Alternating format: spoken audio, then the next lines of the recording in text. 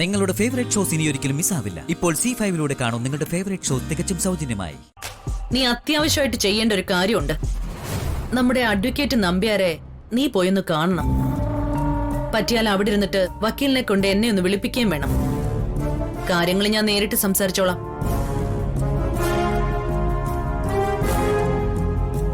ഭർത്താവ് മരിച്ചാൽ അയാളുടെ സ്വത്തുവകകൾക്ക് ഭാര്യയ്ക്ക് ഒരു അവകാശവും ഇല്ലേന്ന് എനിക്കറിയണം. അതറിഞ്ഞിട്ട് വേണം തീരുമാനങ്ങൾക്കൊരടിവരയിട്ട് ഉറപ്പിക്കാൻ.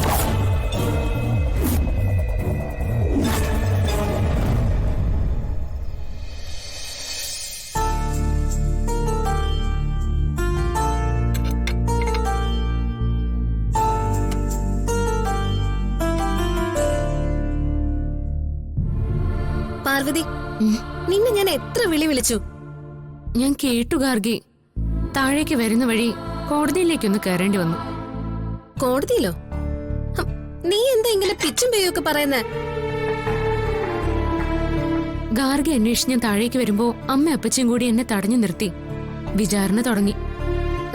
എന്ത് വിചാരണ? സരളേച്ചിയെ ഞാൻ എന്തിനാ ഇവിടെന്ന് പറഞ്ഞു വിട്ടേന്ന്.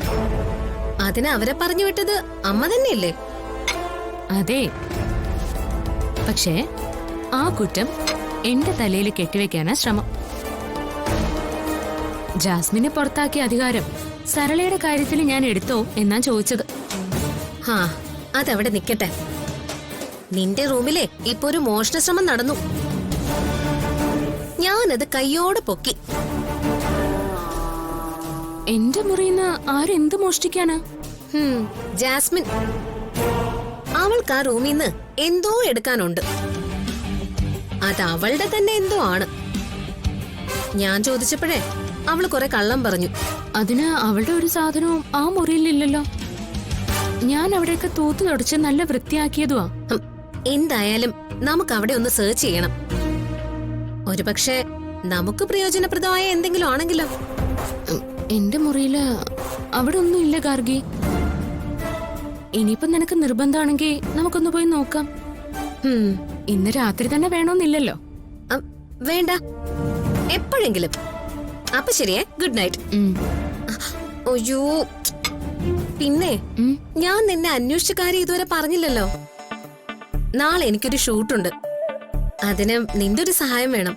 അയ്യോ ഗാർഗി, നാളെ ഒന്നും എനിക്ക് തീരെ സമയം ഉണ്ടാവില്ല. അച്ഛന്റെ കാര്യങ്ങൾ എനിക്ക് തന്നെ നോക്കണം.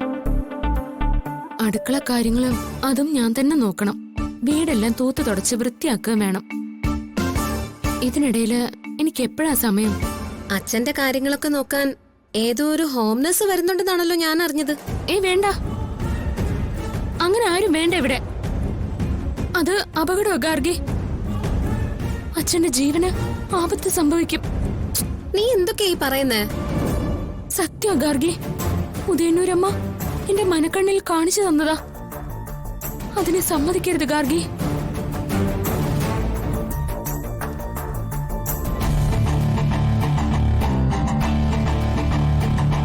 ഡൗൺലോഡ് ചെയ്യൂ C5 ആപ്പ്. കാണൂ എല്ലാ എപ്പിസോഡുകളും സൗജന്യമായി.